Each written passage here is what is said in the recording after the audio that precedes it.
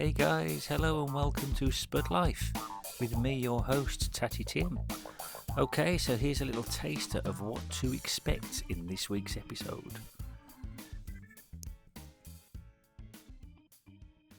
Then make sure that everything's ready for them to go, and everyone's got enough time to sound check and get loaded in, and everyone knows where everything is, and it's kind of that when you've built that rapport with somebody and they know what they're expecting, there's like and they know how you work, how each other work. Yeah. Then was it that night where there was a couple, like a married couple, supporting them and with the guy on the banjo? 30 seconds now. So when people are scrolling, you're right. If it doesn't, if your whatever you've posted doesn't catch someone and hold them for 10 seconds or something, it's like you may as well have not bothered doing it. Yeah, and if you can imagine like all the bands like for the last 40, 50 years, where they'd be based on the first 30 seconds of some of their music, Hello, and here we are again in the Caravan of Love with another special guest from Carlisle, coming all the way from Carlisle. One and only, the Mr. Andy Bartlett, the manager of the best music venue, not just in Carlisle, but in the whole county. I don't dare say the whole of the north, maybe. Oh, it's pushing it a bit, but it is an absolutely awesome venue. So, hi Andy. Hi. Thanks, mate. Thank you so much for coming on. So, how long have you been kind of in the music biz, would you say? Well, the Brickyard's been 22 years this year. Has it? Yeah. Like, no way. Yeah, so New Year's Eve. Right. New Year's Eve 23, is that right? The Brickyard as we know it now, or so it's called the Brickyard for all that time, right? Yeah. So before that it was a venue, but it was kind of available for hire mainly. It was attached to another nightclub next door. Right. So did you grow up knowing the Brickyard? I knew it was the Richmond Hall. Right. I'd played in there with bands before and stuff, and like sort of the guys next door at the nightclub, you could hire the venue and put events on in there. Was it kind of co-owned then? Was it a bit of it? Was it? And then obviously we turned it into the Brickyard with like Gary Kerr and Andy McCormick opened the Brickyard like sort of all those years ago. As is now. And then it's kind of blossomed into. We've been. It's been a kind of labour of love. Like we started off kind of with the bare bones, and then tried to improve it incrementally. How did you get the gig? Was you kind of? I was I'd left college and I was working in a club in the town with Andy McCormack, and he was working on the door there, and he'd mentioned that they were opening this place, asked me if I wanted to get involved, and it was much more suited to my tastes than where I was, So has it always been a kind of alternative, more sort of rocky based kind of venue or not? I think at the time when we opened it, there wasn't a lot happening. There was a place called the Mercury Lounge that was putting bands on quite frequently, and like sort of there was a few other places that were putting gigs on at that period. They'd kind of shut down at that point, and then so there was a little bit of a void, and like sort of very late. It was New Year's Eve 2002. Oh, was it? Yeah. Of course, 22. Yeah. 24 now. Yeah. Losing my time. Yeah. So we had a period of 6 months before it opened. Yeah. We called it defurbishing the place. Because what was it like before? Really like dated plaster and wallpaper, like pink and cream wallpaper down the sides. So you stripped it back to the brick. Yeah, I mean there was some of the guys were in there like for months, just like hammering stuff away. That's and like insane. painting everything black. And we all finished as goths by the end of it.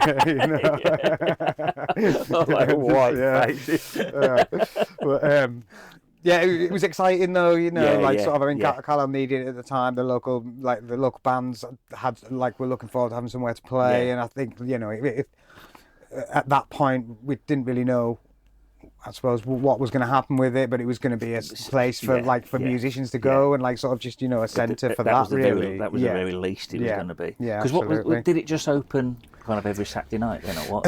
Actually, when we first opened, it was open I think about maybe 6 nights a week, Was like sort it? of not necessarily. I mean, we had a lot of bands on. I mean, but we would open up like open up every night, Yeah. and some nights were bands on, and some nights not. Yeah, But there was a lot more happening then. Like there were a lot more events on. was there? I mean, it was good, but like so I think over the years we've kind of refined it, like Yeah, sort of yeah. mainly for like sort of financial stability, Yeah, you know, yeah, like sort yeah. of. So it got almost from like a mates kind of clubby Yeah, type like sort of. I mean, to much more of a proper business. Yeah, I guess so. And like I think that came with like sort of working with kind of external promoters and like sort of national agents and national touring bands and stuff, because there's a few stipulations that come with like sort of with that, in the sense that you know, it takes up your whole day there. You can't like sort of to maximize like sort of how well an event goes, you could do that with the distraction of like sort of, you know, opening up for 30 people the night before and stuff like that sometimes. Like so. Yeah, because I'm guessing with national bands, they'll want to be there. They'll aim to be there at a certain time. Then they'll want sound checks. Yeah, I mean, like, so, I mean, it's good. It's good in that way. Like, sort of when you're dealing with like sort of the national bands that are like the touring bands, because generally most of them will have a tour manager who will like send you emails leading up to it with like you know everything like detailed, so we can then make sure that you know everything's ready for them to go, and everyone's got enough time to sound check and get loaded in, and everyone knows where everything is, and it just makes for a kind of a more kind of pleasant day. You know? Well, it's better if it all runs smoothly for everyone concerned. Isn't it? Yeah, absolutely. Because what was the music scene like back then? Back in the, I'm trying to think what was around back then. It was kind of like back end of the 90s. So I mean, we had a lot of bands like sort of in Carlisle and like sort of, you know, surrounding areas. There was a lot of local bands. I would say like probably more local bands when we first opened than perhaps we do now. I think maybe in the last like 10 years or so, like some of the local bands have had some success, which perhaps wasn't the case like sort of in the early days. Maybe they weren't as successful, the bands, but there was a lot of bands who were quite well supported and like sort of, and a lot. I think maybe the music was a little bit more diverse, like sort of, you know. Because do you think that a lot of guys now, they're just getting into DJing and bands aren't so much of a thing anymore? I feel like over like the years we've been open, there's been kind of almost like mini eras of like sort of, you know, what you know when you see like sort of children walking around with guitars and stuff, like so you'll see them for like 5 years and then you've got like kids, you know, getting decks for Christmas and stuff, and I think like sort of we're just kind of on this cycle always, and I suppose it's what like, you know, it kind of fits in with how contemporary music sounded at the time, you know, like sort of. Because have you noticed as well, going on with that the sort of the genres of music have changed as along with the sort of along in that cycle you just mentioned? Yeah, like so I think sort of like so I feel like all the genres are still there. Like maybe some of them are kind of merging perhaps, and like sort of, you know, which people is are good, constantly trying to find really like sort of mad more stuff at the Brickyard. Yeah, absolutely. Mad in a good way. Yeah, definitely. But like completely different genres that you just wouldn't have put together. Yeah. And it's just like, whoa, it's just insane, and it really works. Yeah, absolutely. I think that's it. They're some of the more memorable bands. I feel is when like sort of people can like take like almost two different concepts and make them work like as well. Elephant Gym last, they were insane. Yeah, and their musicianship was just incredible. I mean, that's one of those bands that like it or loathe the music. Yeah. Like you can't, you know, watch them and not be like awestruck with them. You know, like sort of, and then they're quite special nights. Those ones. I mean, they are. The girl on the bass was a virtuoso. You know, just like. I mean, to do what she was doing on that bass guitar and sing at the same time. And their English was insane. Yeah. If anyone's watching this and they've never heard of Elephant Gym, they're from Taiwan, weren't they? Yeah. And go and check them out, because they are absolutely incredible. Absolutely. What a night that was. It was awesome. Yeah. And then you had Delagrave supporting. I mean, they're always a good gig. Yeah, as well. Absolutely. They're kind of getting a lot more. Yeah. Locally, I don't know how they're getting on, because I know Martin, one of the guitarists. I've known Martin for years since I moved up here, and so he's been in numerous bands, mainly sort of blues based. So I was really surprised when he joined kind of Delagrave, and it was kind of like whoa, this is completely different to what he's normally. Normally he's proper hardcore, sort of BB King, real old school sort of blues stuff, And it was like, this is kind of like almost, how would you describe it? Contemporary, kind of funky. Yeah, I think it's got that kind of it's like got sort of just a nice foot tapping groove to it, absolutely. And it's always a good show. Yeah, isn't it? Yeah, absolutely. And They're again, really tight, great musicians, say, and again, great absolutely. musicians. It's one of the things, even if you're not into music, you can appreciate the sort of musicianship absolutely that they're coming along with. Yeah, and then like sort of around Cumbria, we've got some great musicians, like fantastic, like of all kind of different instruments and things. But I had a band on they were in here a few weeks ago called. They'd never play unless you had a folk festival. I don't think they'd ever play the Brickyard. But they're called Briar and Bramble, and they play like. I saw them. There's a thing at Penrith called Plug and Play. It's once a month. It's stopped now for the summer, but it starts again in the summer. And I saw them both there about a year ago. And the thing is with Mike, the lead singer and the guitarist, he kind of gets all these ancient folklore stories from Cumbria, and he turns them into these fantastic songs. So it's kind of like folk songs, but in a contemporary way. It's not your usual fiddly type stuff. It's kind of like a bit more. It's a bit gritty, and in fact, if you put it, I said to him, if you put that, that'd make a fantastic metal song. You could imagine Ronnie James Dio singing it. You know what I mean? It was all about not elves, but wolves of Cumbria, and these knights chasing it and going over cliffs, and you could just imagine like Dio just giving it loads on the stage. But they do it kind of like she plays mandolin and he plays tenor guitar, and. Absolutely awesome, really, really good. And it's just like, it's the same, I suppose, Penrith Plug and Play, it's the same, I have the same sort of vibe there as I do at the Brickyard, because you never know, 9 times out of 10 you know what you're going to, don't you? So, although I have seen a lot of bands at the Brickyard and I thought, Jesus, wow, that was incredible. Not really. Sometimes I don't bother Spotifying them or anything. I think sometimes that makes it more special, doesn't it? If you can, like, if a band can win you over from like sort of a neutral point. And that's what happens because usually at Plug and Play they're just local musicians, but they tend, because they have like an open mic for about an hour, 2 hours.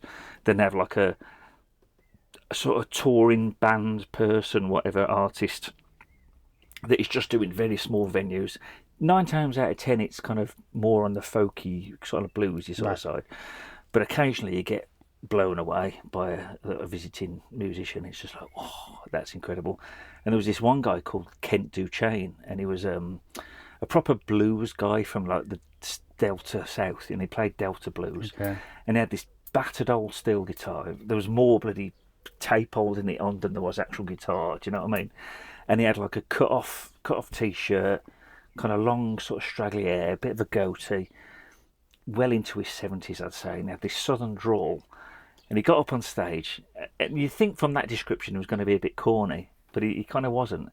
And he got up and he just sat on his stool and he just was chatting away, just telling stories, and he'd give the odd strum of a chord, and then the story would just turn into a song, and he'd just suddenly start playing, and he'd give it absolutely loads on the guitar, and it was just like, what have I just watched? It was like a $5 to get in. It's just like, I've just seen one of the most incredible performers I'm ever going to see. Probably. Just an absolute natural. Yeah.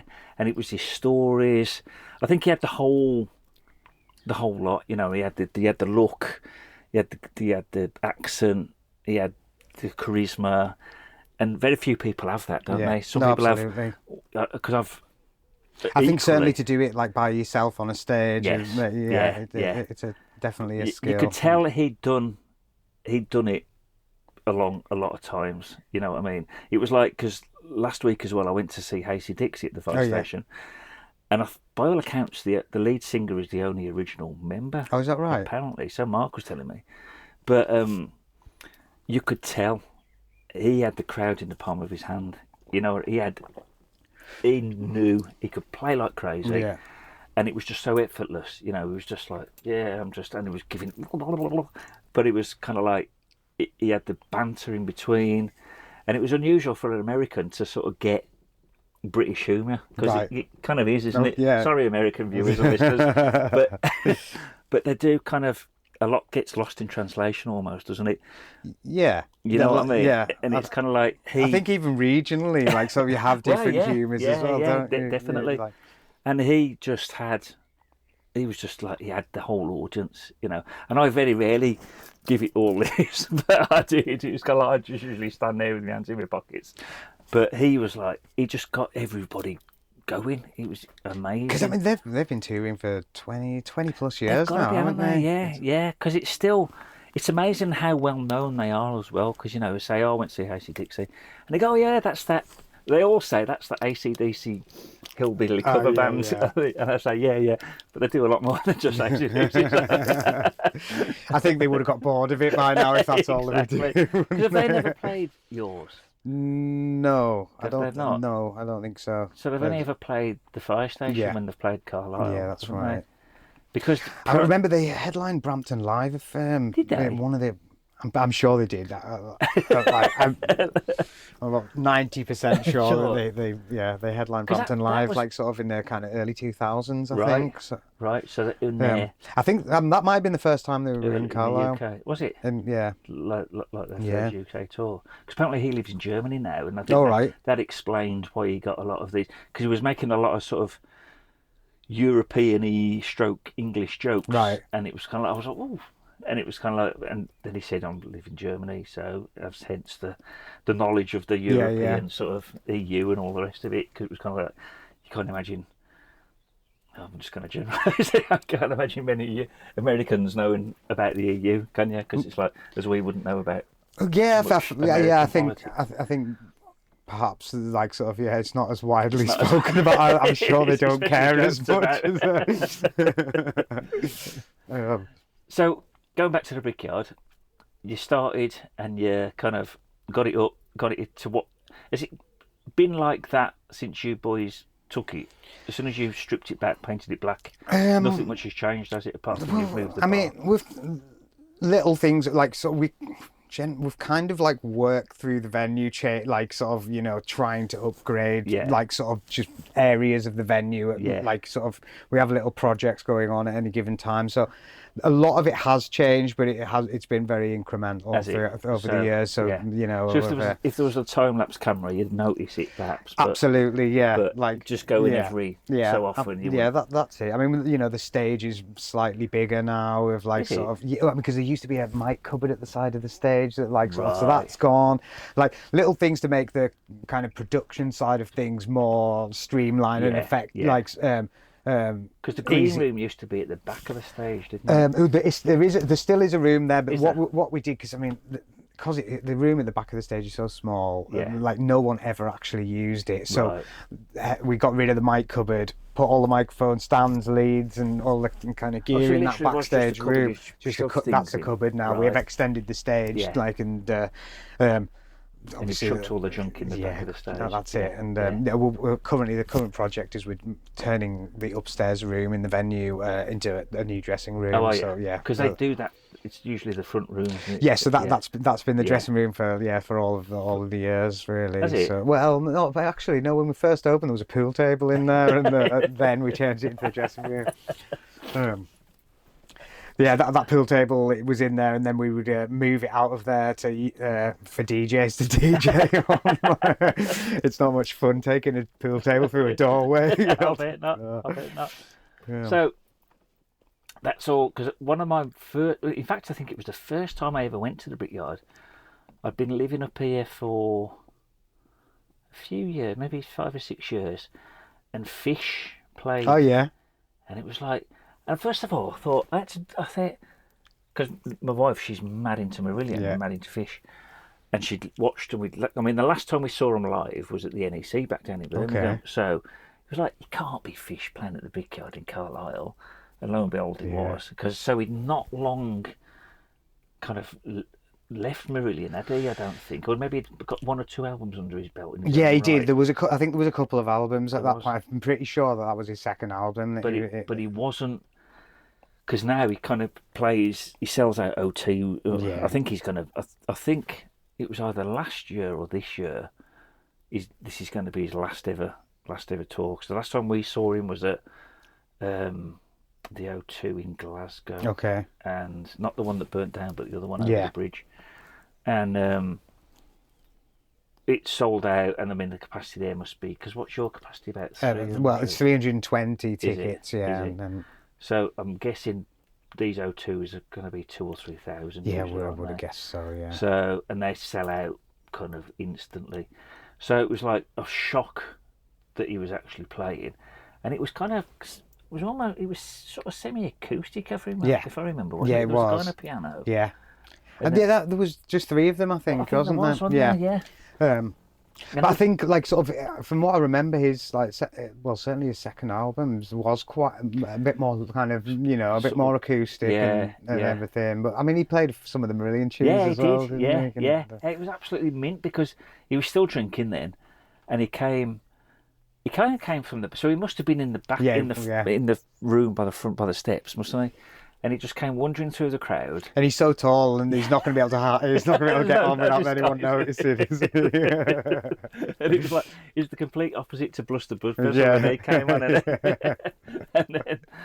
and then he just sat, and he kind of sat on the edge of the stage and was just drinking wine out of the bottle and just cracking away.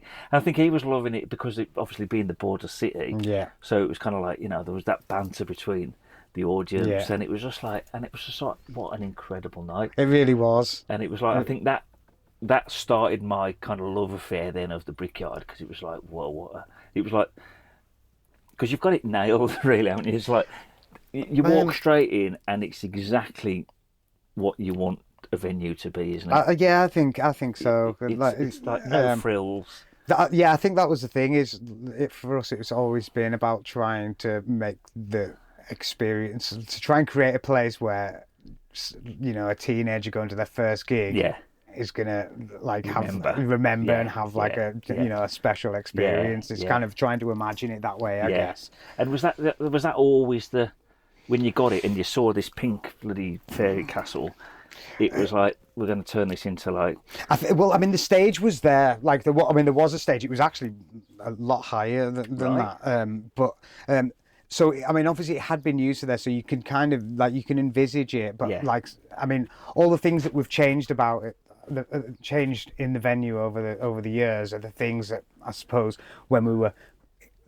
before we'd even open the place, we're thinking, it'd be great if we could kind of do that and put that there and improve this and we've had to save up money every time we've wanted to do anything but we've done a lot over the years, and there's kind of improvements and things. There's a lot of music venues in big cities, isn't there, that are not I think the whole kind of environment's very difficult for I suppose the big cities, there's a lot of competition any given night, which makes it hard in itself. I mean, all you need is one of the arenas to put on a band, and perhaps you're losing half of your audience and things.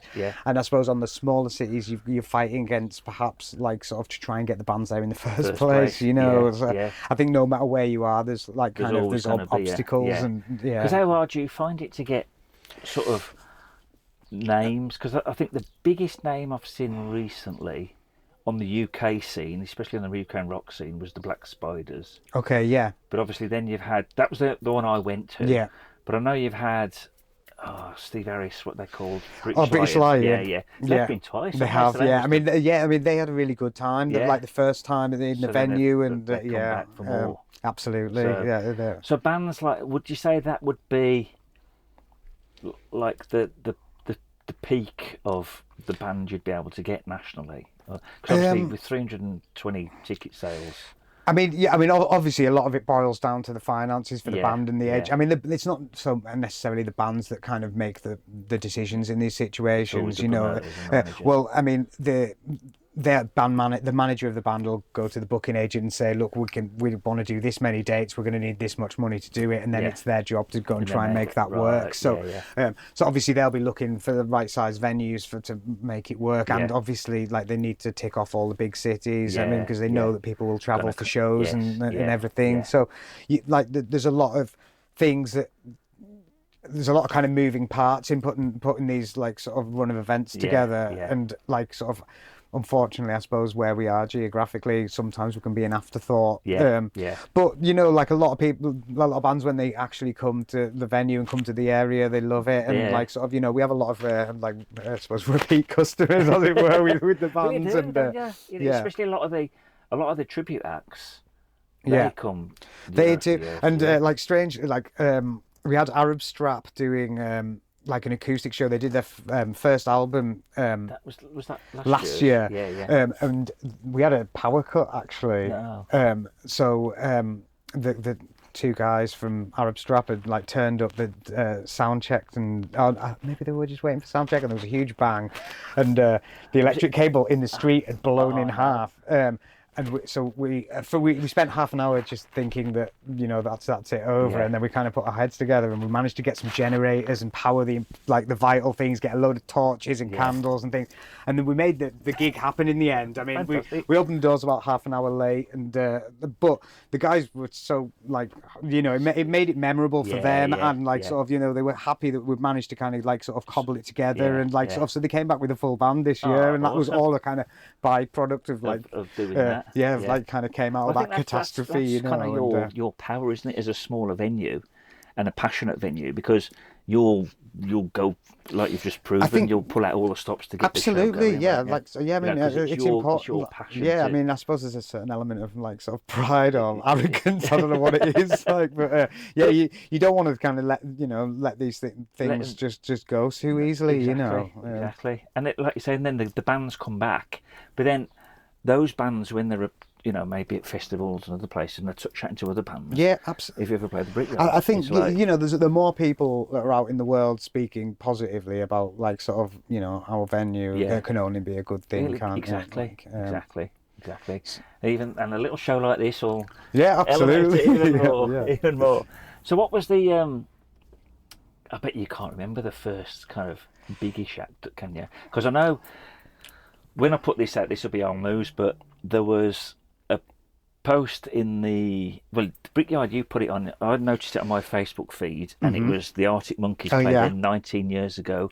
Yesterday or the day before, wasn't it? And it was like $5 a ticket, wasn't it? So it was a strange one, that one, actually, because like sort of Andy McCormack had booked that show, and they hadn't had a lot of kind of national press, and like sort of they hadn't had a lot of like airtime and things at that point, but there was kind of there was a bit of a buzz there was a buzz happening, and what had happened is they had kind of the gig had been rescheduled about 3 times, I think. Right. So the agent had pulled the show and given us a later date and a later date, because they'd had other commitments, like sort of, you know, whether it be recording or they'd had bigger shows that were going to advance their career. So it got to the point where they were almost too big to play at the venue at that point. So like at the point where the gig actually happened, I think they had like they'd certainly had a #1 single at that point, and it was just insane. Like insane. Sort of, they must have been like hanging around outside. So I think due to the kind of rescheduling process, like sort of, you know, we won that one. I mean, so that was pretty fantastic at the time. So you know, would you say that was your most memorable? I mean, like we like sort of kind of on the flip side of that, we had Kasabian, and then there was about maybe 60 people there, and then the next week. They were everywhere, like sort of all over Radio 1 and everything, and there was people coming into the venue saying, "Oh, you know what? You should get this guy Kareem Van Kasabian." And we're like, "Oh man, they were here last week." But you know, so I mean, for every kind of, you know, Arctic Monkey story, there's a kind of Kasabian one as well. You know, so sometimes you know it works. I mean, a lot of this, because of the size of the venue, it's kind of. It's taking that gamble and getting it at the right time. Absolutely. You know. Because I think, Tailgun are coming next week, aren't they? Yes, they are. Now, I think this will probably be the first and last time they'll play the Brickyard, if the hype is right. It's strange that like a lot of the kind of rock press are kind of talking about them as being, you know, like they're almost the next Iron Maiden, aren't they? And in fact, I thought when I first heard the name, I thought, oh, it's an Iron Maiden tribute act, because it kind of it's got that you would expect someone called Tailgun. Yeah, absolutely. And but then I've listened to them, and KK Downing's mad on for them, innit? So it's kind of like I can see him. I think certainly if like if the way that people are speaking about them, if that if it goes ahead, then they're going to be going on to big things. They're selling out sort of bigger venues and that down south and places, aren't they? Yeah, so I mean, I think they're definitely on the kind of upward trajectory. It might be 20 years until they play here again. After this one. Or a tribute of them. Yeah.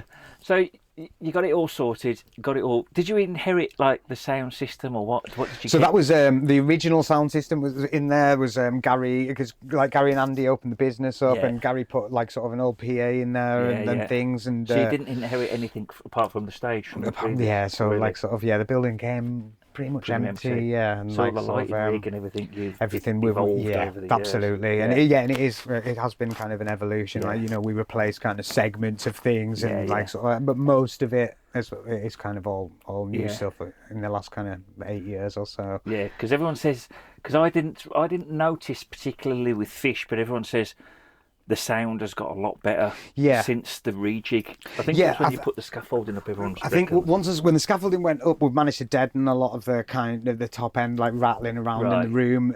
So that's helped a lot. But also, like, you know, we've put new top speakers in there as well. So we've got like a little bit more crispness in the top end, and like, you know, the vocals are carrying better. But yeah, I mean, it's just.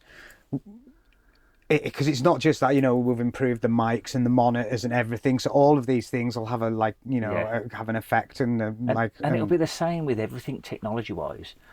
Like you might have bought the best monitors on the market you could possibly get 10 years ago, but they'll just be old school now, absolutely. And they'll be able to get like even better ones now. It's about kind of doing like maximising what you can do with your budget, you know, because you have an endless amount of money. Absolutely. So I mean, so it's a case. I mean, and I suppose it's about prioritising. You know, where you're going to like sort of make the biggest improvement for the amount of money you're going to kind of invest. But like, so I mean, I think certainly over the last kind of 5 years, like sort of the PA is pretty much where we kind of want it to be now.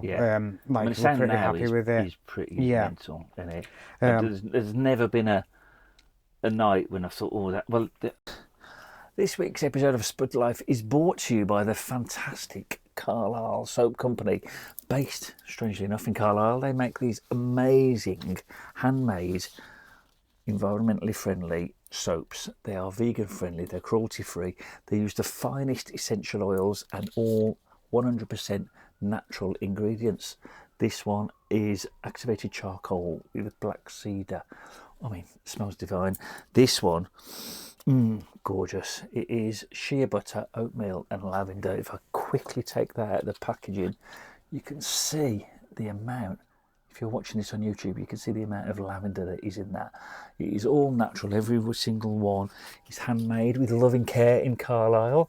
They also make this fabulous tattoo skin balm, which is amazing. If you've just had some tattoos done, it is great. If you haven't, and you've got old tattoos like mine, believe me, it really does bring them back to life, which is like, you know, mine are nearly 40 years old and it's doing that.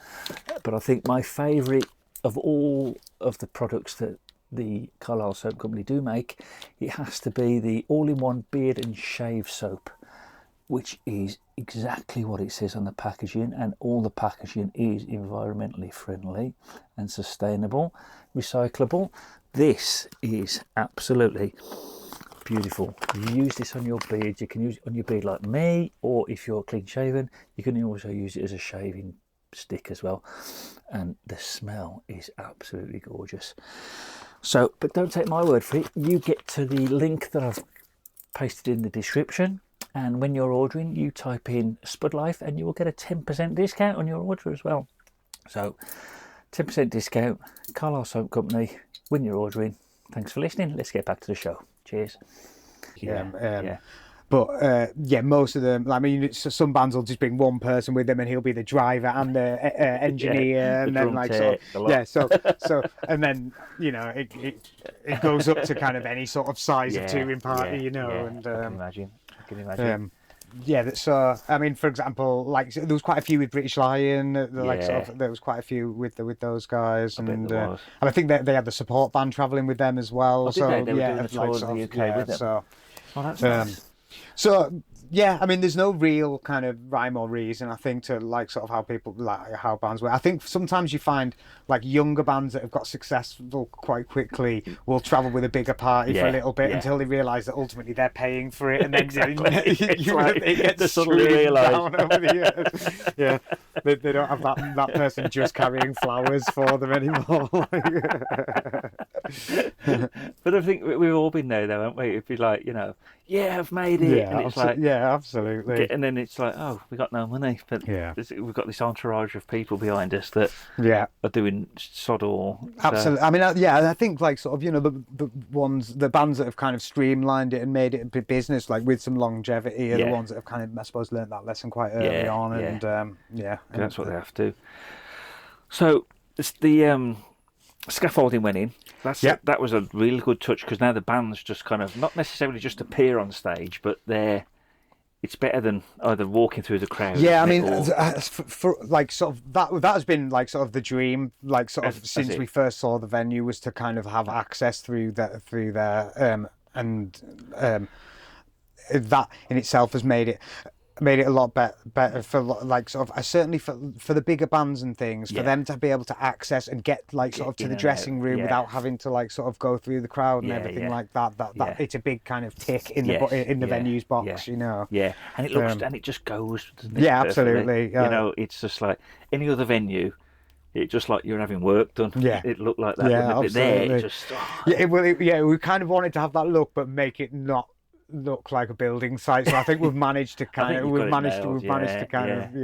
that fine line. Definitely. So that was then, and then the bar changed. Did it shorten slightly? So the bar was out. I mean, that was actually the bar. That was original. The bar that was the same shape, but the sound desk was behind the bar, so it was like kind of more central in the room. So it actually kind of came out at an angle, and it kind of encroached quite a long way into the room.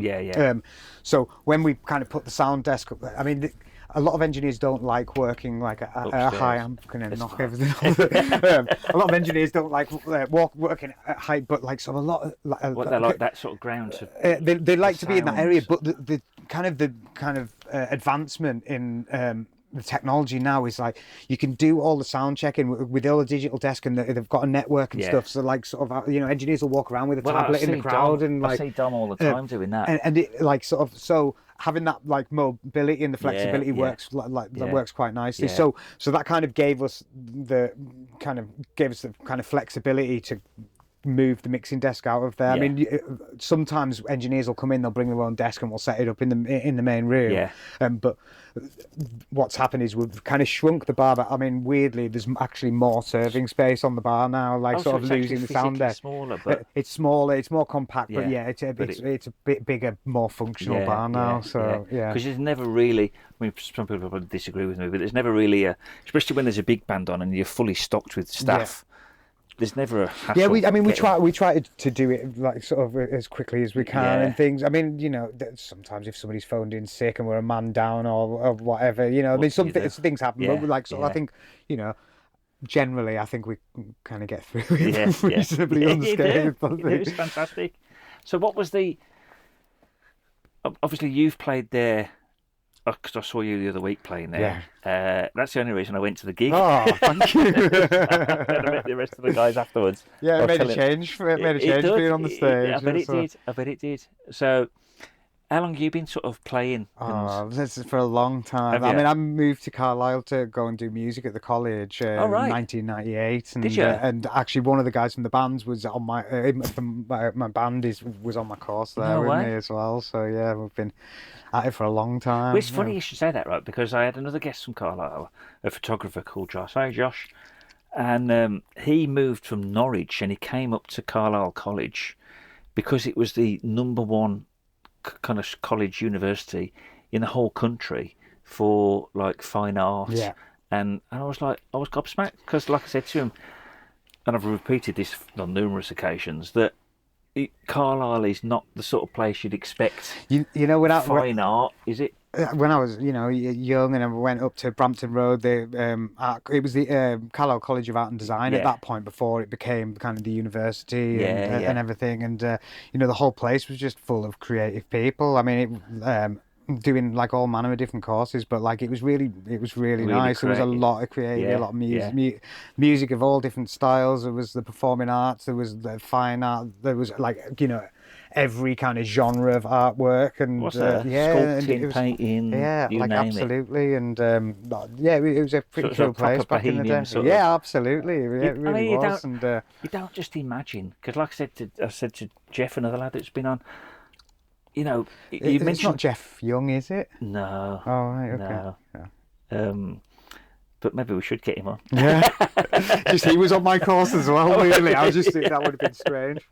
But you know, when you mention Carlisle, you automatically, me personally anyway, I envision like a hard border city. Yeah. You know, because of where it's been, the strife it's been through historically. Yeah. You always imagine like a fight in town and hard northern sort of city, and then when he said it was just like known for its art, you know, people were literally travelling all over the country to come to the art college, and it was beating every other university and college in the whole country. It was like, bloody hell. So it must have been phenomenal. It really was, and there was some like just super talented people up there that have like, so, you know, gone on to like do really fantastic things. Yeah, and like wow. Because you said you moved there. Where did you? So I was out in like the Lake District, out like sort of out that way, and and then moved out in the sticks. So then you moved to the big border city. Big smoke, and you never moved. Yeah, back. Never left. But, okay. So that's Penrith as far as I've got. Was it? Obviously, you play guitar. So was that your primary instrument when you like sort of I play a bit of guitar, a little bit of piano, and Since you were a nipper, since you were little. So like sort of maybe, you know, teenage years, maybe a little bit younger than that. Like sort of started playing, just learning a few chords. I've never really classed myself as a musician. I feel like I would be. You feel like a fraud. If I'd been caught, I'd be in court if I did. But like, I think probably the rest of my band would take me to court. So the typical sort of thing, learning chords. Yeah. And what sort of style of music? Has it always been sort of rockier side of things? Things? Like sort of. I suppose like sort of. You know, we all kind of grew up with listening to like sort of, I suppose, that 90s kind of alt rock thing. Yeah. I mean, like obviously, like our music tastes all like sort of vary like right across the board, but you know, I think that's where your sort of default. I think that's what we've just fallen into it. I mean, it's not so much a forced thing. We just write songs, and that's how they end up sounding. Because it was really very much like Alice in Chains, I thought. We're all like that. We're all quite like big sort of fans. Alice in Chainsy, sort of audio slavey sort of stuff that you like. I think just we've got 4 different kind of guys into different stuff, and then when we all play our instruments, that's where it lands. And it's like sort of, it's nice. Like, and you are going to be starting to play a bit more, are you not? Hopefully. Well, more. There was 4 years between like sort of those 2 gigs, so definitely more than that. So maybe 2 years. But we'll give you COVID to sort of. We'll give you that. Yeah, absolutely. I mean, it was because I mean that's what it was. I mean, initially it was like sort of we played 1 gig on a Saturday night, and then the following Thursday was the the world closed. So how long have you been playing? How long has the band been going? So this band, oh god, in this kind of incarnation. I reckon probably this band about 10 years. Oh yeah. Maybe a little longer, sort of, but so that's why you're so tight then. So you don't really need to practice per se. I mean, saying that, like, sort of, it may look like that. We practiced pretty hard for this gig. You know, weirdly, because it had been so long since we'd played. I mean, we hadn't even been in the same room for about 3 years.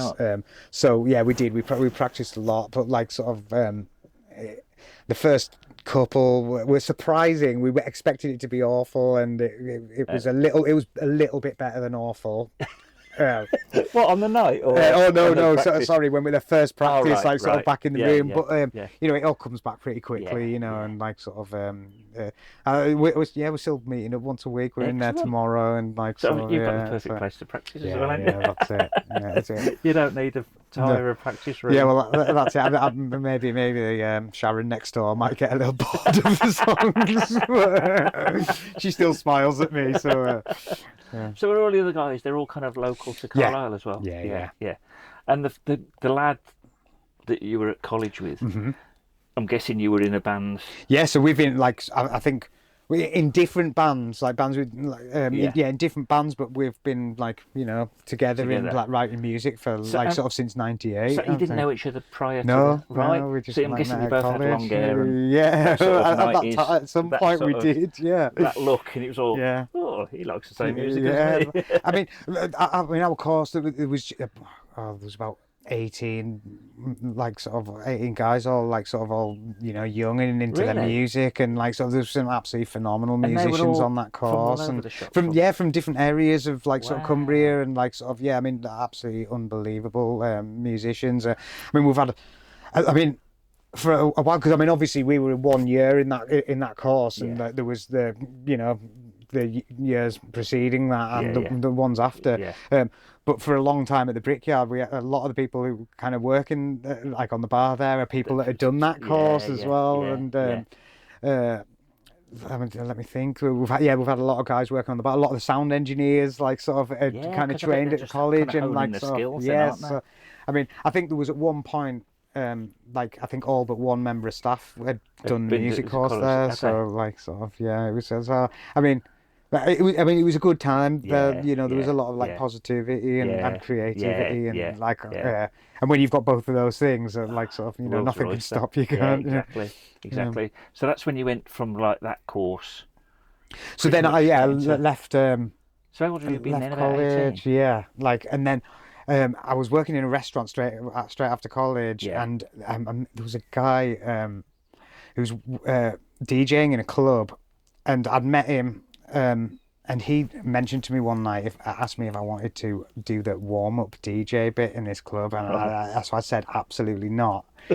Had you not done any experience? No, but it weirdly, like sort of, I said I absolutely don't want to, and he asked me why, and I said, well, because I really don't like any of the music you play, and he was like, that's why I want you to do it.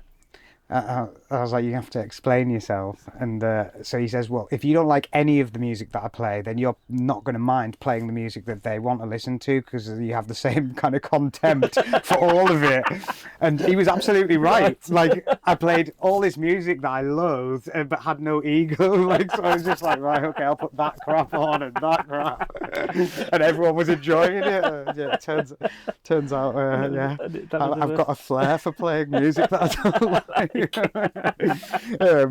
So that's how that happened. That was your one and only DJ stint, or not? Yeah, like sort of, I mean, and then so I did a bit of DJing at the Brickyard in the kind of early days. I mean, the idea was like sort of starting off was like sort of to kind of almost create a human jukebox, as it were, and it was like, so people were, I mean, at that point there was no Spotify or anything like that, so it was a case of people were bringing me albums in. And lending them I was taking them home, burning them onto a CD, coming back, and I would have them in my folder for like next time they came in. So I was like building up a kind of portfolio of music. So you were just playing, you weren't kind of mixing and doing all this DJ stuff? No, it was more like a kind of jukebox with because you still have, you have kind of dancey things on. We have, I mean, maybe less so now. Again, I suppose it comes in periods, but also Carlisle, there's a lot more places. For that, So like, so I feel that's like sort of having. There's a few of the guys who were organising like sort of nights are involved in other bars and stuff now. So like, I mean. Maybe we're doing less, but we have done quite a few over the years. Because you'll know your audience as well, won't you? You'll know, because you'll see a lot of faces. Sort of week after week after week, depending on what's coming through the doors, won't you? Yeah, I mean, I think what's nice, and I suppose what's kept it fresh over the years, is the fact that we've kind of got a lot of different groups of regulars for depending on like sort of what music, like what genre of music's having. So it keeps it fresh, like sort of, like sort of we've got kind of, the punk crowd that have been coming in for all of these years. The guys who are coming to like sort of, the drum and bass crowd, and like sort of, and it's nice that way, because like over the years you get familiar with all of these different. But I think that's where you kind of shine through for me, is the fact that you're sitting there and you like walk up the steps and you're there. You've always got a smile on your face, and you're always so welcoming. Even to people like that probably it's their first time ever, but you're just treating them like an old mate that's been there 100 times previously, and that really kind of resonates and comes across as it's got that nice kind of friendly, you're that initial friendliness that. I mean, I think in a whole, all the staff and everyone, we try to keep an environment where we're all happy, Yes, and if everyone's happy, it kind of like sort of transfers like sort of into the work that you're doing, doesn't it? And so I suppose like sort of that's a byproduct of the kind of environment I suppose that we're trying to create. But I suppose as well, because it's not faked either, is it? So you can tell that everybody that works there enjoys what they do. Yeah, absolutely. I mean, there's worse ways to kind of spend your evenings, isn't exactly. there? And the people you'll have met over the years. Yeah, and you kind of absolutely. I'm guessing you've got friendly with, and maybe, not necessarily mates with them, but you know what I mean. You know people now on a more personal. Oh, definitely, basis, like sort of like in bands. I think, I mean, you spend a little bit of time with bands and like sort of musicians and things, but perhaps like sort of a lot of the kind of touring engineers and the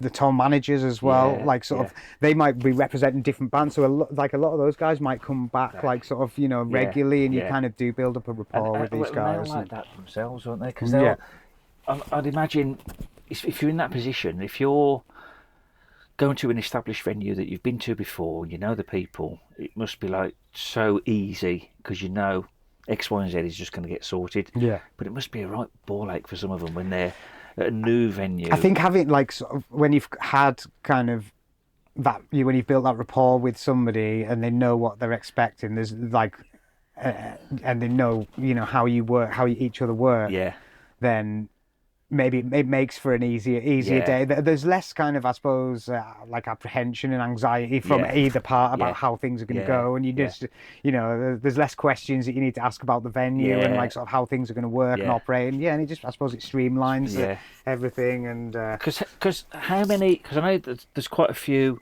kind of promoters that are kind of regularly putting bands out, but you guys do it off your own back as well, I'm guessing. Like sort of, I mean, there's kind of different ways in like sort of the events happen, and like so we work with quite a few different promoters, some locally, some like national promoters, and then we've got some bands that hire the venue, and like sort of we kind of co-promote it with them. And then there's other where we book the bands direct and like directly with the agents and which you kind of prefer, would you say? I think they all have kind of pros and cons. I think working with kind of good promoters, where they're putting the work in and we're putting the work in as well. I feel like sort of having it being worked on from two different fronts, like sort of it's probably the most beneficial way of like for everybody. I think it works, but either way it works. Kind of, because there's sometimes I've been in them, you kind of you feel for the band, and you know the promoter's going to take a hit. And it's like, why is there nobody here tonight? It's just like, what are they missing? I think that's the heartbreaking thing, and that's why most of the people. I mean, obviously not the national promoters who they're running a business and stuff, but like certainly kind of local promoters and like sort of what we do in the venue is like it's a gamble. It's like going to the horses. Well, it is, isn't it? And some of the bands that I've seen, and I've been like, oh my god, this is incredible. And bands like, I can't get the pronunciation, but is it Affenheimer or something like that? There were that French death metal, melodic death metal. I'm not even going to attempt to try and say it. I still can't get the pronunciation, but they were phenomenal. And there was just like a handful of people there, and it was just like, oh my god. I mean, it can be quite heartbreaking sometimes, where you feel like sort of the act that stood on stage just warrants a much bigger crowd. And you feel for them, and they do. Everybody I've seen in that situation has still give 100%. Yeah. Undoubtedly, they've been phenomenal. When that there was a fella called David Graham and the Eskimo Brothers, and I think it was just like half a dozen of us in there, and they were amazing. They were incredible, and it was just like, I kind of was it that night where there was a couple, like a married couple, supporting them, and with the guy on the banjo? Was it that? Do you remember that? I don't think I got there for the support act. I feel like if it wasn't that night, there was a couple, and they were American, but they were from Wales. Right. They had moved to Wales, and they were absolutely unreal as well. Yeah, that's it. You see, you don't know what people are missing today. Yeah. And it's sort of, and it's kind of annoying when you know you've been to another. I'm not, people are going to hate me for this, but you've been to like a tribute act and they've been a sellout, which is understandable because I've done the same. But because a lot of the tribute acts, the band doesn't exist anymore, or there's nowhere in the world the band is ever going to play Carlisle. So they're great for what they are. But you think, right? So there's an audience there. Why aren't they there for like a real band? I mean, that's what can be quite hard sometimes, because like generally those nights where like sort of you kind of take a punt on the band, you're doing it because like you see something in it and you hope other people do. But you've got to try and take the finance. You've got to try, like the way the finances work is trying not to make it too hazardous. It's kind of damage limitation, but. I mean, sometimes it works, but like for the most of the time for those nights, we get less people in than we'd perhaps like to. Yeah. Could you ever get many coming back in that situation? I mean, I think. Certainly for like sort of bands with agents and things, they're looking at like sort of, I mean, they'll get an update on how many sales there are from week one right up to the like sort of the date of the show, so they know how things are selling.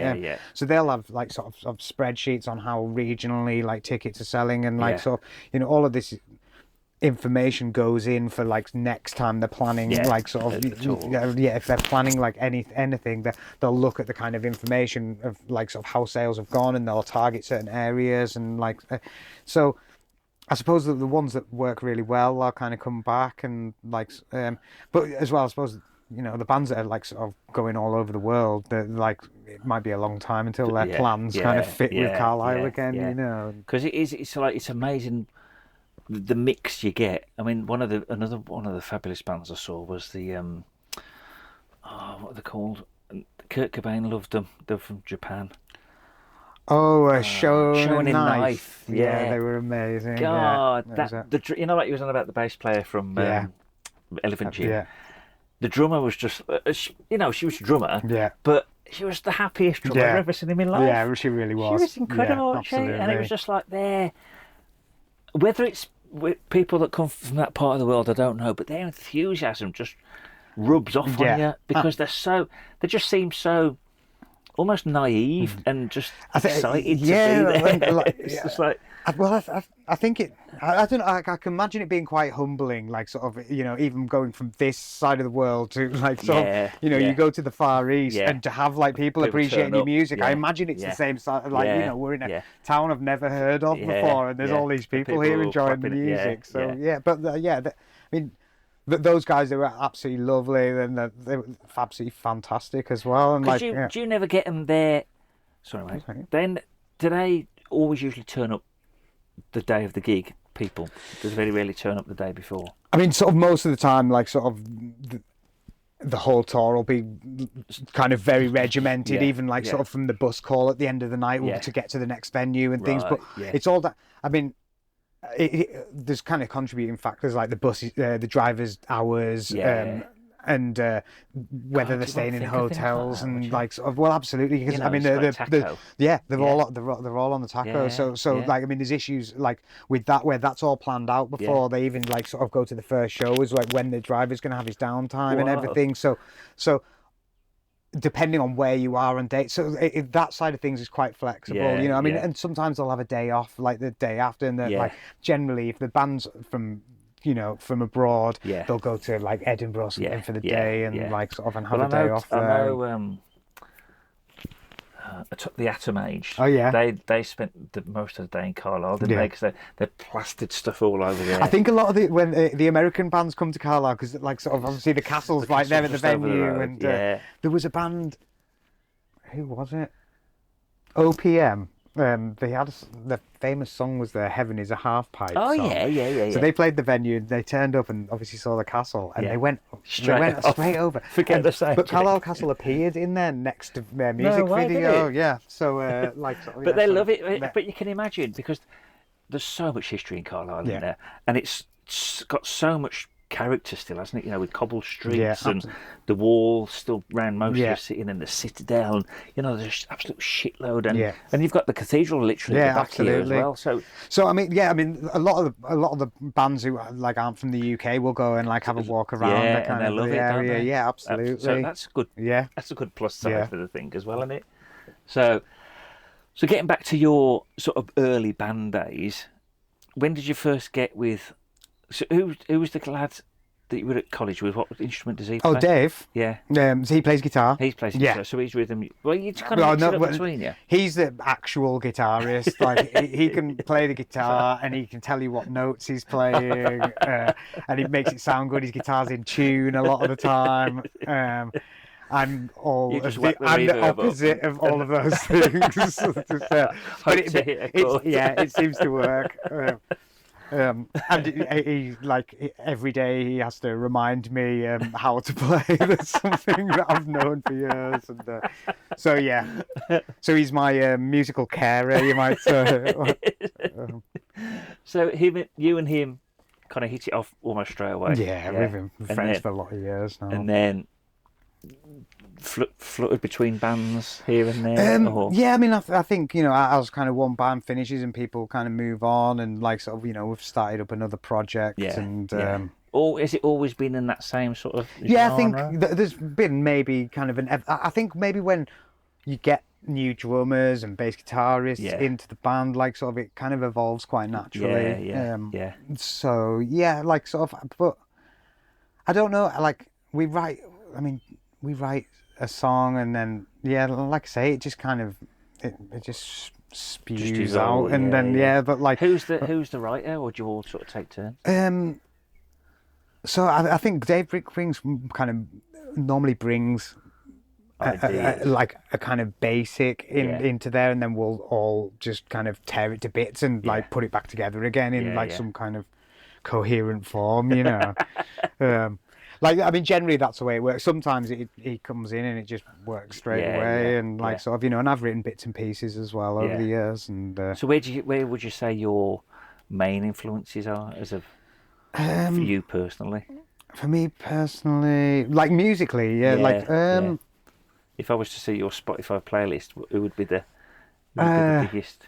Well, actually, weirdly, my you get the list of the things you listen to the most. The top 3 every year is the 3, I think, songs I have set as alarms to like different parts of the day. So that's quite embarrassing.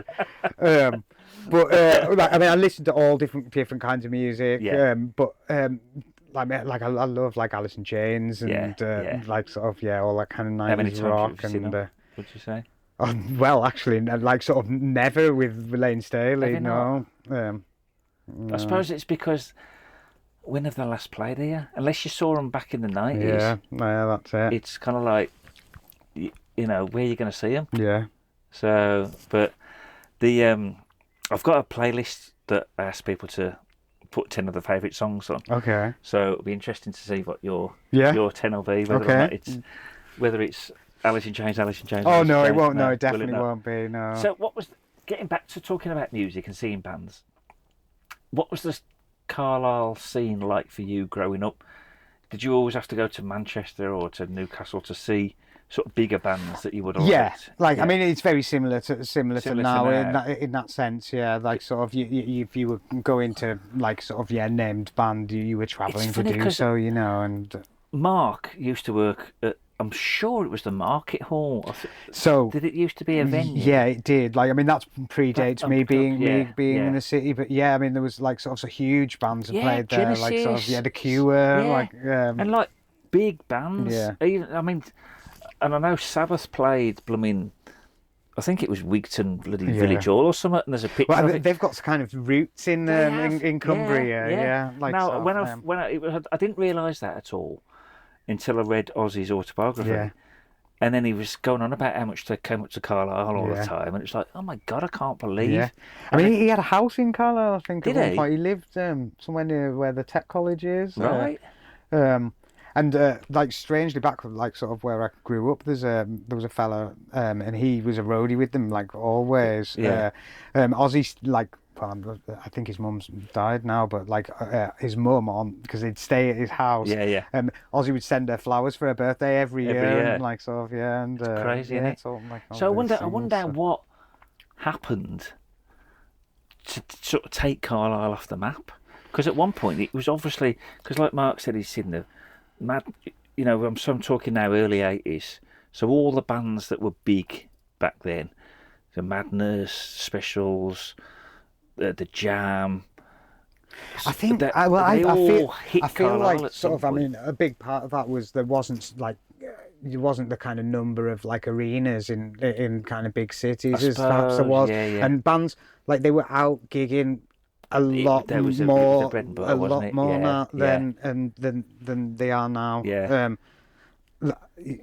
I suppose just the finances, like sort of for the bands, is just like that has changed everything. Well, I suppose mentioning all them bands that were just mentioned, they will have been big because they were all on top of the pops back in the day, but they won't have had an enormous entourage of, I think he said most of them just turned up in a transit van, chucked all the gear out, and he got paid a $5 or whatever for humping it in and out the venue. And then he said it wasn't until, I think he said Genesis turned up. It was either Genesis or Phil Collins with 2 bloody Arctic loads of stuff. It was a completely different ball game. He said, but everybody else. So I suppose everybody at that time, it was very much still old school, wasn't it? Absolutely. So there wasn't... they were out playing. They would write an album, and then they would go and play it, and, every night for 364 nights a year. Basically, it was, wasn't it?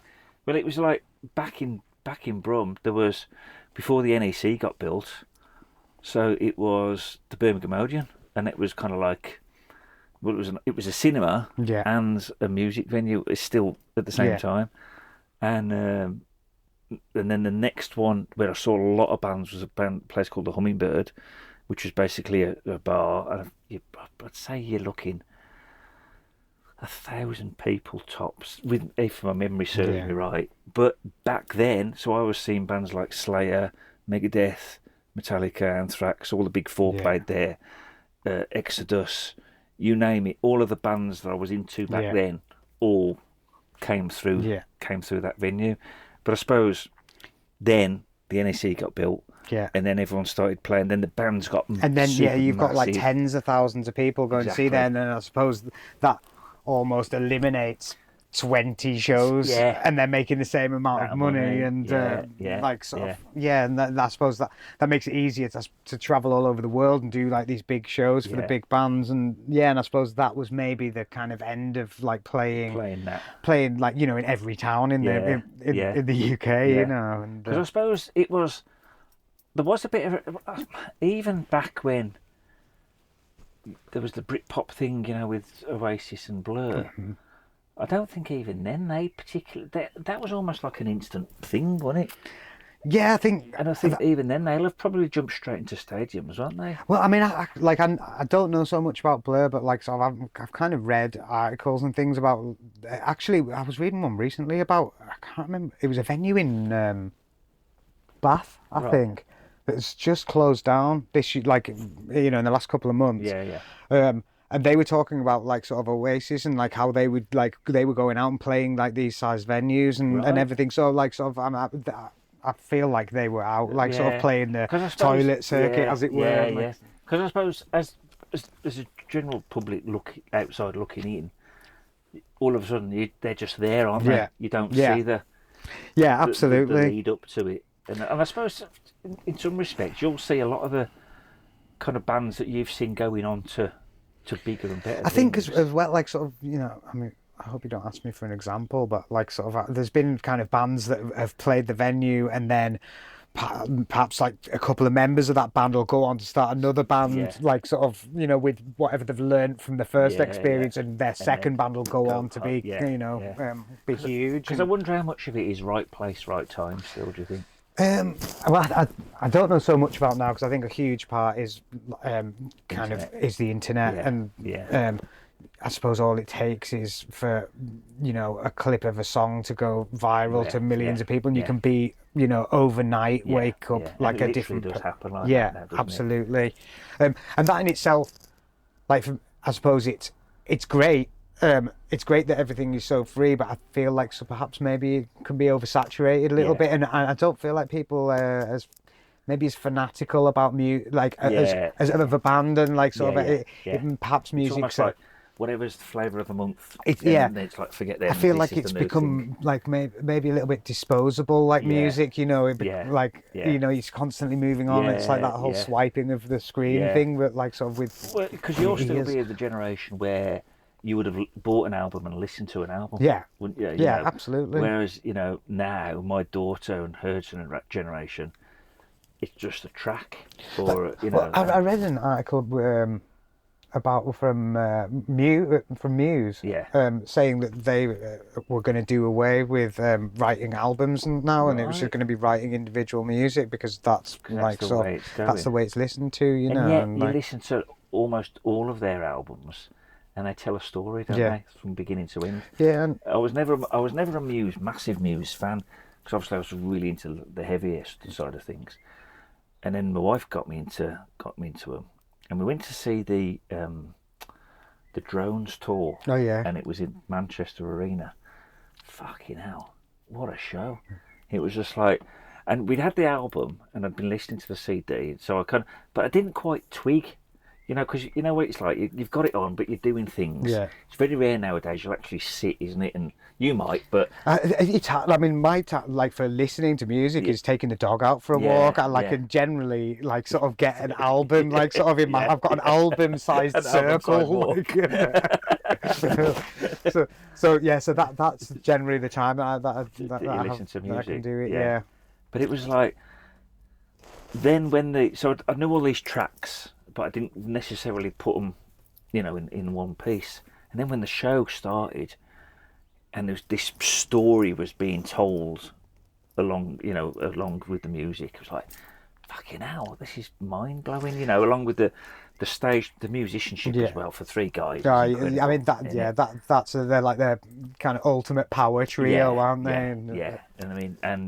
And then the audio and visual effects that came on, and then they had these actual drones that were flying around the stadium, which it was mind blowing. And then I went to see him last year, Bella Houston Park. They were playing in Glasgow, and that was obviously an outdoor gig, but still phenomenal. There was none other. There was a decent enough, and it was this new the latest album. So they'd done drones, and I think they'd done one in between, and then it was the latest one, I think. Recently? I think. Okay. I think. But again, another story was being told, because then they used, instead of having the sort of theatrics of the whole arena, they'd just basically got the screens at the back of the stage, but nevertheless, they came on in sort of costumes and kind of added to the effect and stuff, and it was still mind blowing, absolutely mind blowing. And to see him, outside as well, it was just like. And then I think it was the second encore. Was it the Knights of Sidonia? I think, and it was just like, you can imagine, it just went berserk. It was just incredible, absolutely incredible. I think though, like sort of certainly those size bands. I think with what's happened with the kind of the arena shows now and the big bands, the production that goes into those shows are just out of this world. They'll do that nearly, depending on what the tour dates are, nearly every single night. Yeah. I mean, imagine Rammstein's bloody. Yeah, absolutely. I went to see him in Prague. All right. And he sent me the video. So fucking hell, it was just mental. Yeah. I'm intrigued because you got a Rammstein tribute. We have. It's the end of this year, November time. Oh, is it this? Or is it beginning of next year? Or No, I think it's been. I think it was November. I think it was November last year. I can't remember whether they're booked in for this year actually. but they did play last year. They do a little few pyros. Or Oh not. yeah, they did that. Yeah. So what's the crack with it? Like, cause obviously your health and safety must be mental. So like, sort of, I mean, the kind of advancement in some of the kind of pyrotechnic stuff now is they can do like sort of. I mean, we only allow the ones that generate no heat. Yeah. And actually, because of the smoke detector. Yeah. Because we've got heat detectors in the actual venue, Right. and there's a smoke detector outside, so anything like the smoke bombs and things, all it takes is a door to be open for too long, and then so like there is certain things that we can use that like sort of work within the kind of health and safety and things like, so obviously some of that, like you can have like sort of a kind of sparks pyro, and it doesn't even generate any heat at source. That is absolutely incredible. Some of these things. Was it the Marilyn Manson one? Had some of them on when they were last on. That was an awesome show as well, wasn't it? Absolutely unbelievable. That was incredible. Were. Like I was expecting, because the first tribute act I saw at your place was the Marillion one. Still Marillion. Really good. And fucking hell. And it was his voice had gone. Do you remember? Yeah. And it was like, and he said, "Shall I still carry on?" And basically, the whole kind of the one guitarist kind of took the reins, didn't he? And he was singing, and the other guy was trying to sing, wasn't he? Bless him. But basically, all the audience we were just singing along. Weirdly, two of those guys are in Maiden, Scotland as well. Like, well, that's coming in the next. That's this summer. Yeah, is it August, not? Isn't it? Yeah. So, but two of the guys from they play in that as well. Marillion tribute and the Iron Maiden tribute. Because you find that though, don't you? Especially when was it the Sabbath one that was just on Sabracadabra? Yes. And then. Aren't they something to do with the Judas Priest one as well? Yeah, so I think they like sort of there's definitely like I think there was two members different, changed over, different instruments or singing. Or, you find that a bit, I'll bet. With some of the absolutely. I mean, I suppose some of the bigger tributes, like that's their kind of full-time job. They kind of go all over the world doing it.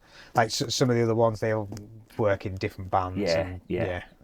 But I'm guessing that's how they make the living. Yeah, absolutely. I mean, they actually, in fairness, a lot of the tribute bands have got day jobs, and they'll go out, do a regional gig on a Thursday, and then travel on Friday, Saturday, and But that because that was the first one. Because I've always been slightly put off, because obviously living in Birmingham, being brought up in Birmingham, it was every band would always pass through. Yeah. So you'd always see the bands, whatever genre of music. That always pass through Brum, and plus Birmingham have spawned a lot of great bands as well. Absolutely. So there was never a thing. To be fair, I don't think tribute bands were even a thing back then. I'm talking 80s. So they weren't even a thing. I mean, if there were, I don't think it. Yeah, I think there might have been the odd wedding band, mightn't they? Yeah. But then it was like, there's this. It was actually Phil said.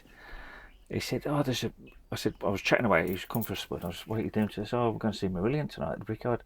And I knew she loved them. So I was all, I wonder. So I kind of said, do you want to go and see them?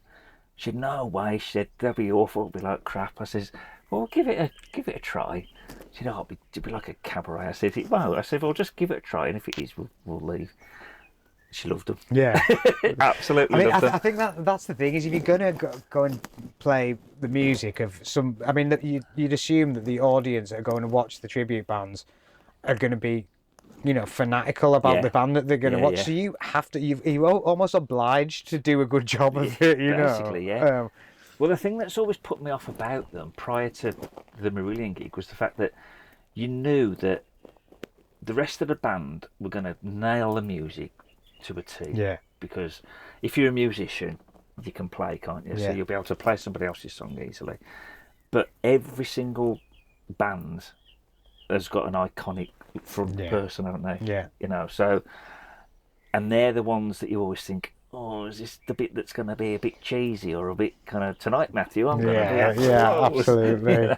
And it was kind of like, but even with the Marillion acts, even Lynch said, she said you could tell he loved Fish. Yeah. Because he had his mannerisms, and you could tell the whole band absolutely loved Marillion. She said, but he wasn't trying to be Fish, and I think that's the secret, isn't it? It is, absolutely. Like, people are there. You want to like enjoy the music with your ears, I think, and I think if you take it too far, that's when it becomes a little bit. circus almost, yeah, you know. Yeah, and not what you want to, because as well, when you go see a tribute act, you know that you're going to get all the songs you want to see, aren't you? I think that's the thing, is there's no like fillers. Yeah. They're going to play just all the hits, and they're going to they're going to generally do a pretty good job of them, Yeah. And it's funny because I actually got into Corn. Yeah. By the tribute. Oh, right. Your they were really good, weren't they? Insane. Yeah. And it's kind of like, because growing up, so when you were sort of just getting into your sort of music thing, I was still into the kind of thrashy scene. Although I did kind of, as the grunge kind of scene became a thing, I did get into Pearl Jam and Alice in Chains and bands like that. Wasn't so much Nirvana, right? Because they were, it's bad to say, but they were a little bit too mainstream. But I suppose they did become. Yeah, I think that. Well, I mean, they had quite a fast evolution into like sort of where they became. I suppose they maybe weren't expecting that huge commercial success, you know. And it's through no fault of their own. No, but it was just, I suppose it was just that time, MTV. Yeah, it was just like boom. It's just one of them things, wasn't it? But then, so I missed out when bands like Korn, Slipknot, Marilyn Manson were all starting to evolve and become a thing. I was very much of the mind frame, it's all been done before, it's all crap. Even though no one had, a band hadn't come on stage with about 9 of them, all in masks playing. But you know what I mean? That there was nothing that could kind of shock, to me, when Marilyn Manson came on, it was like, well, it's just like Alice Cooper, and it was just, and because I was a massive Thrasher fan, and the screaming was the thing for me, and so it was like, when they were singing and then going into screaming, it was like, well, I'd rather just scream all the time. But then it was like, it's not until you kind of get older and then you appreciate the vocal range that's needed to do that. You know what I mean? To do both, but then to just sing normally, like, what's it, Corey Taylor? Corey Taylor, yeah. How he can just sing phenomenally and then just go full on. I mean, his, like, the control he has on his voice is absolutely unreal. But to me, it was just like, but then I went and saw Corned again at your place. It's like, fucking hell, what have I been missing? So then I've now kind of like, have you? You've gone back and back in time. And they're like constantly, I reckon, like you just said at the end of the year when Spotify give you, this is your playlist, I reckon Corn is going to be right up there. Yeah, I mean, for me, like, I think it was probably my first year at college. Was it?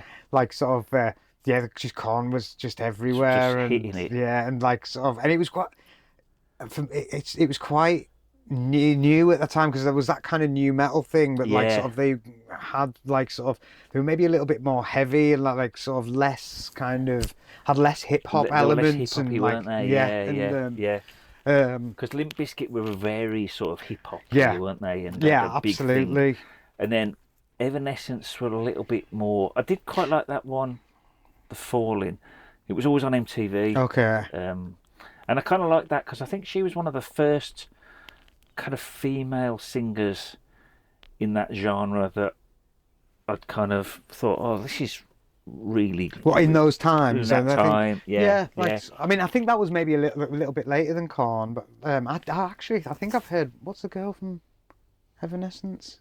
What's her name? Oh, I don't know. So I'm pretty sure I've heard a duet of Korn and her singing "Freak on a Leash," right? Like sort of proper, or just one of these mashups that someone's done? No, they've actually duetted it live. I think it's a live performance. I might be wrong, but like in my head, I can remember hearing this. But then I don't know whether it was just me, but it seemed to then spawn like bands like Nightwish, and like with other great female vocalists, and it's just like the mix. Because when I was kind of growing up, there was Girls' School and Doro Pesh, and I think that was about it. And female singers in the mainstream metal scene that I was kind of into. It was very much a guys thing, and it was there was hardly any female vocalist, I think, at all.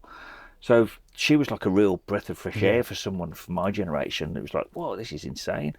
And then, like you say, Nightwish come on with the operatic style as well. Yeah. It's like, fucking hell, this is insane. And it's just like what we said earlier, that the mixing of the two completely different musical genres. You know, who'd have thought, like, putting absolutely, opera things that you would never think would actually touch each other, and like sort of musically, and then you hear it, and you think, like, oh, that works. There's a really gap well. for that in the world, And it is crazy because when I was growing up, it was just like heavy metal. So there was heavy rock and heavy metal, and that was it.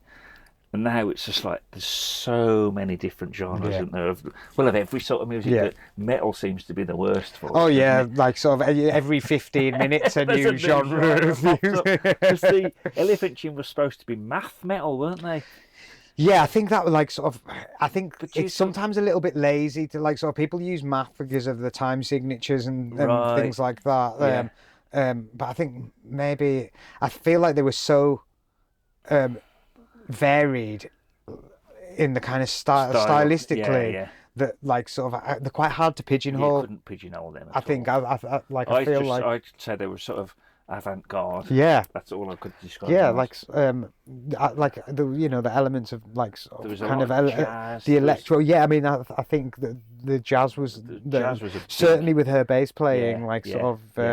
But really interesting. But then I couldn't quite see what the drummer was doing, but he must have had some sort of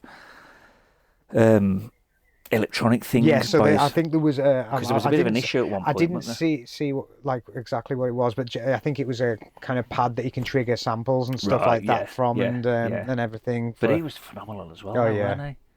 I think they were brother and sister actually. Was it the guitarist? Oh, was it the guitarist? Guitarist and her.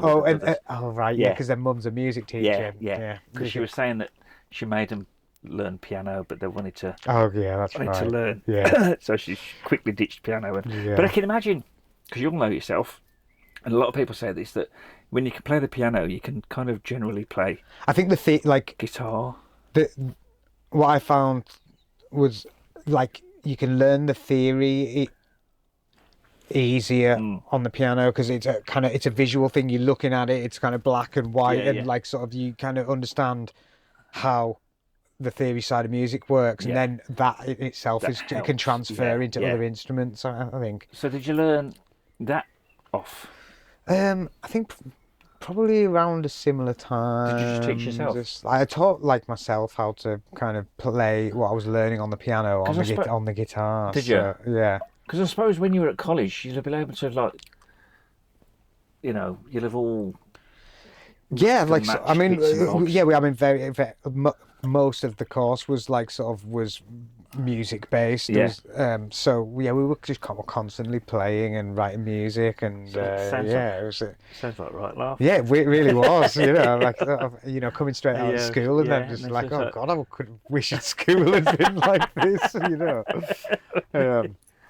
But yeah, like sort of. I mean, I think it's one of those things you just kind of fall in love with it, don't you? And like sort of, and I having that outlet for like sort of any sort of creativity is important for everyone, isn't it? It is, and it's sad when you see people that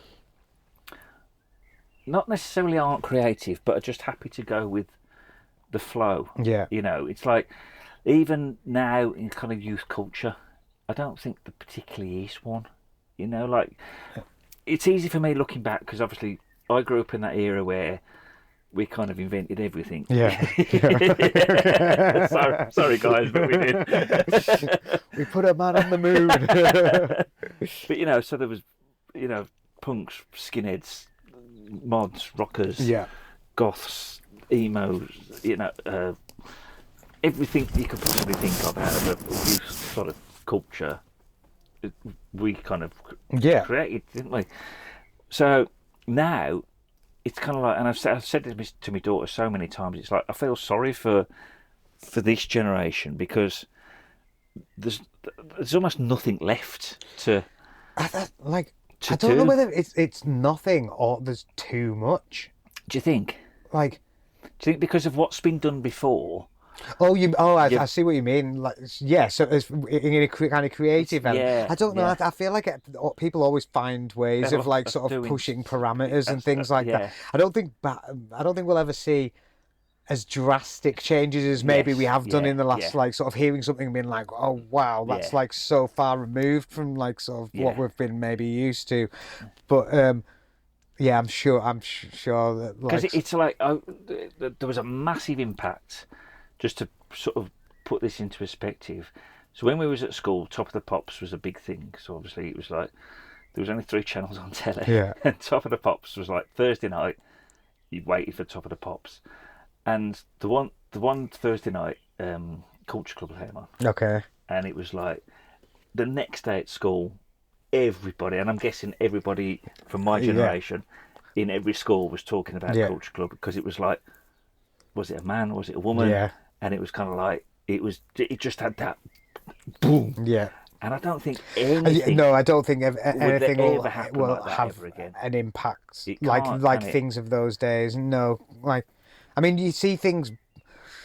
I mean, I suppose you might have impact on like social media and things, but it's very. I imagine that impact will only last, a day, 2 days, and then like sort of it's gone. I don't think it'll ever start a love affair with like sort of perhaps a band that'll go on for like a decade, and because a lot of things that do seem to be kind of hitting that same sort of mark, they're just shock type things, aren't they? Yeah.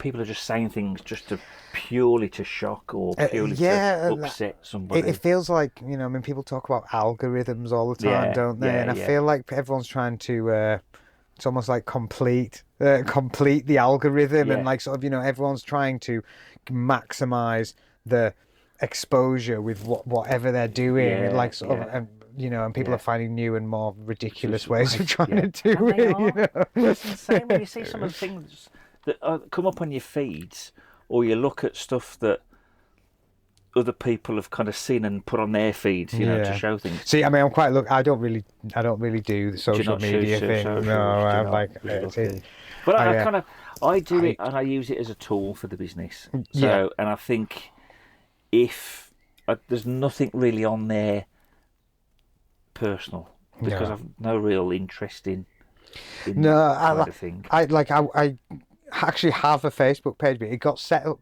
originally because Facebook, like all those years ago, you had to have a personal account to have a business account. So mine kind of existed from that. But I think is that the Drollman one? Oh no, we've got a Drollman one that like sort of but like I've got a personal one that like I don't really use.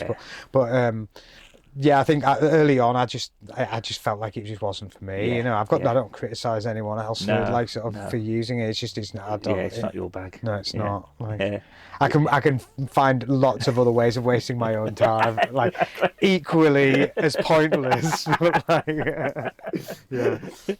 But it's funny how the world is kind of going down that route, isn't it? It's very.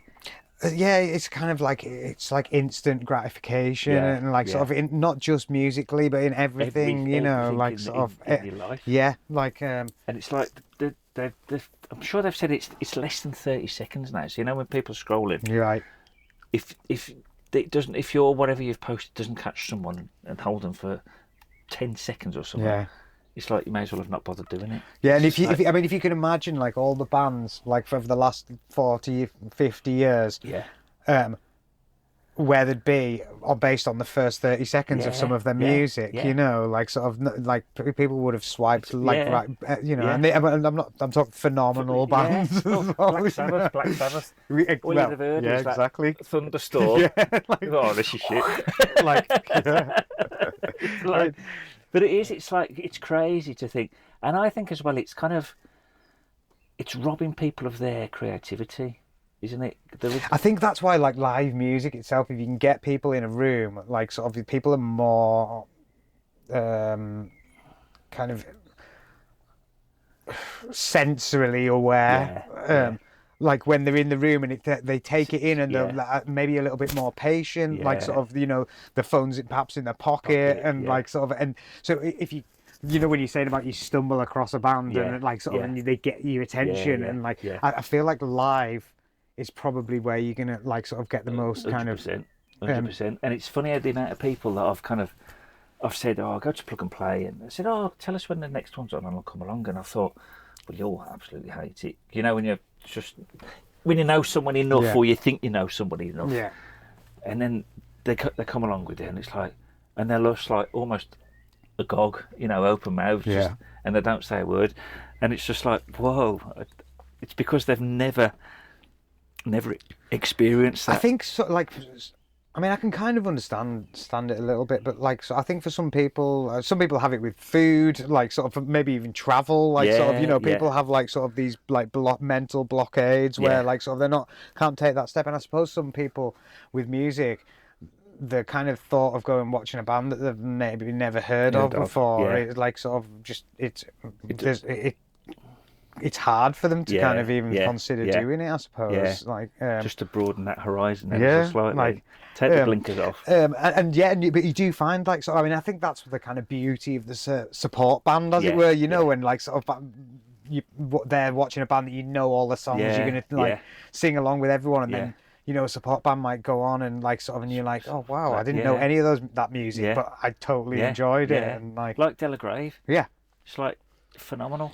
Like, and I suppose as well, like the support band, it's their job. Nobody knows their music. They've got to go and bring it. It's like 100%, and like sort of, and you know, and I think that's, you see some amazing performances, and like and like sort of, it's you've got a captive audience, and you've got half an hour to try and like kill it. To try and win them over, you know. Because is it 11 o'clock your shut off point or not, or is it? I mean, we're licensed.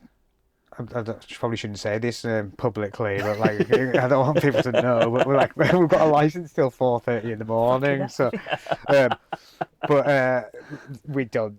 I mean, that was used for like in case we have kind of, you know, like proper dance events. And so we're not for a lot of years now. Like so, but I think like again, when you're talking about changing cultures and things, I feel like even that is changing, like sort of people's like sort of habits in going out and things. I don't think people are staying out as late as like sort of maybe they once were, and like I mean, maybe the going out, like the dance events might work, but so, I mean, the kind of rise of these daytime clubbing events and things that like I'm sure you've seen everywhere, and I mean, they're doing in all the big cities, you know, all these kind of aging clubbers, like it was music to their ears because they can still get to work on Monday, you know. Exactly. They're having a little. So like, you know, these times are changing, like sort of with that. So we're licensed to there, but generally we'll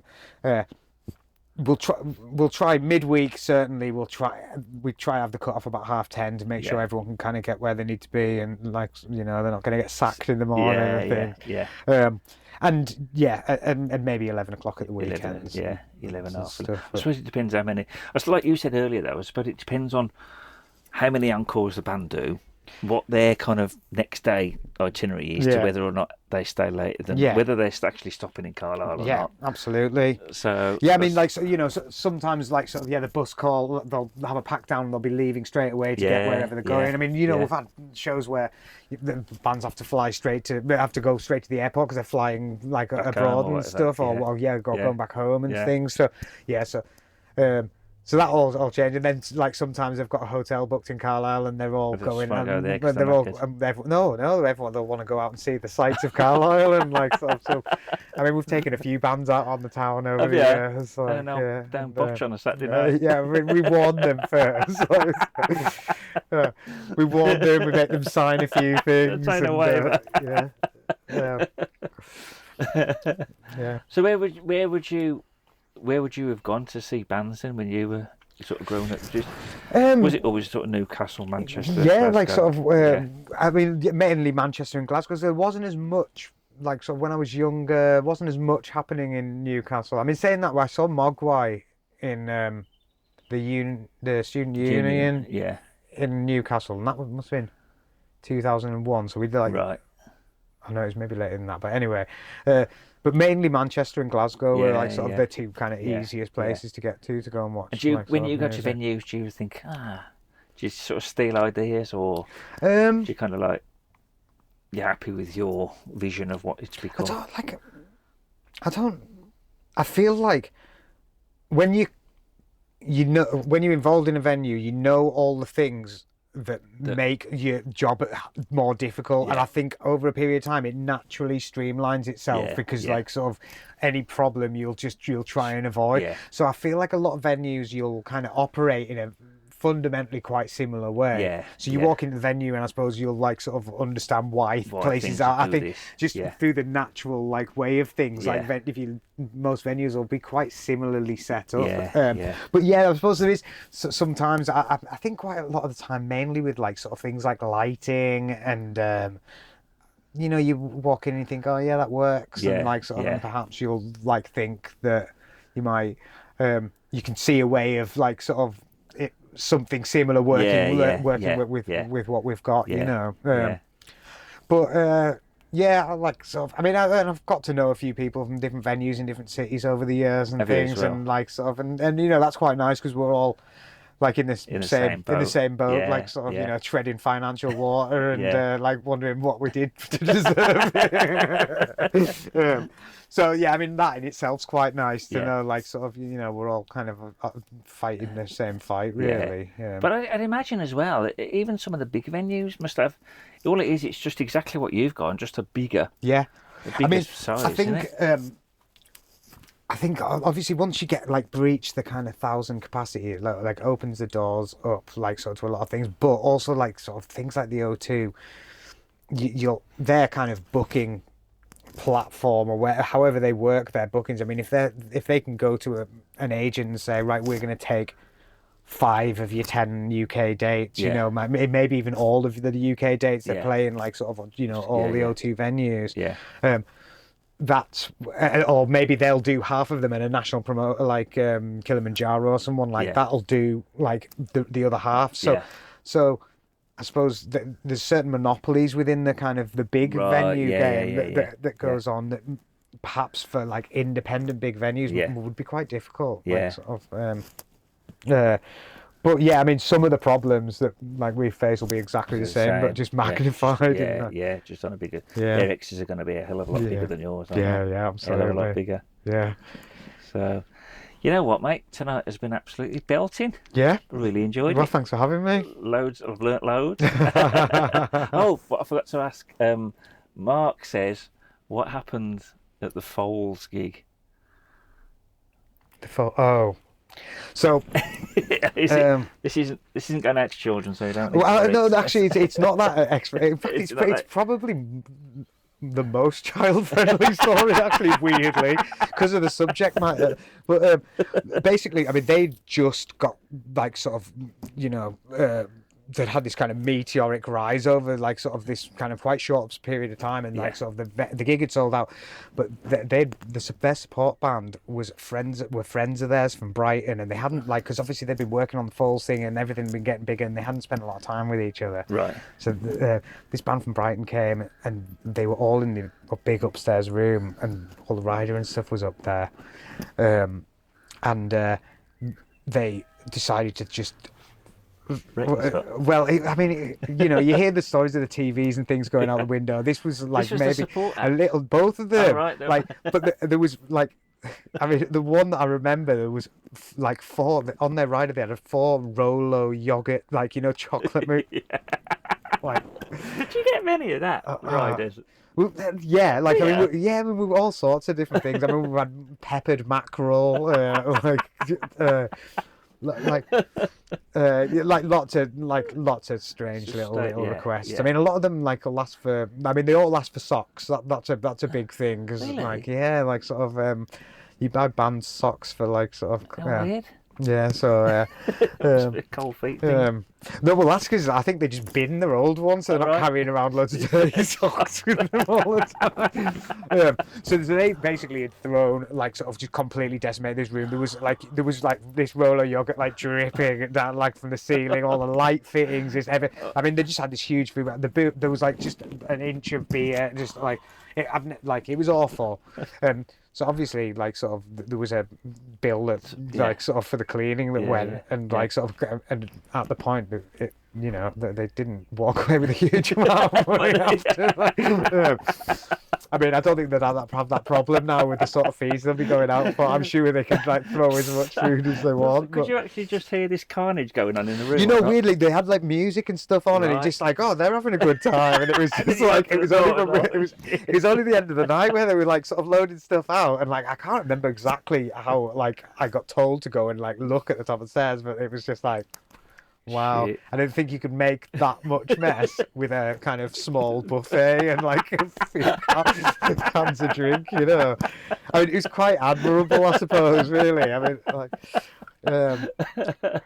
yeah, so yeah, that was fun. That was like sort of, and you know, I mean, it's one of those things. They were young lads, and like sort of, you know, I don't hold anything against that rock and roll them. lifestyle dream, weren't they?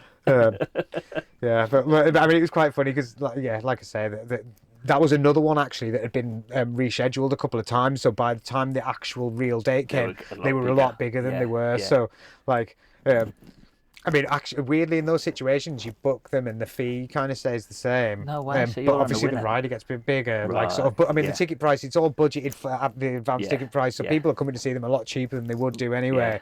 But yeah, I mean that one it's kind of contractually they're like sort of obliged to like sort of play the show, but like at that point it would have probably been quite one of the lower kind of monetary gains that they would have had on the whole tour. But yeah, I mean it was great. It was memorable, you know. We remember it like sort of. I don't think I'll ever forget like sort of how the room looked when I walked in there. Though, like sort of. Like floating sausage rolls in beer and stuff. But I mean, they were probably quite hungry the next day, I think, because they didn't have nothing to eat. Just threw it around the room instead. Right, I think that's been a brilliant night, mate. Thank you so much. Thank you for coming. No worries. So I hope you've all enjoyed listening and watching us tonight. Two long-haired fellas in the caravan of love. So if you have, write some nice comments in the comment section below, and we shall see you again soon. Cheers, guys. Thanks a lot. See ya. Job done. Lovely. That was painless, wasn't it? Absolutely.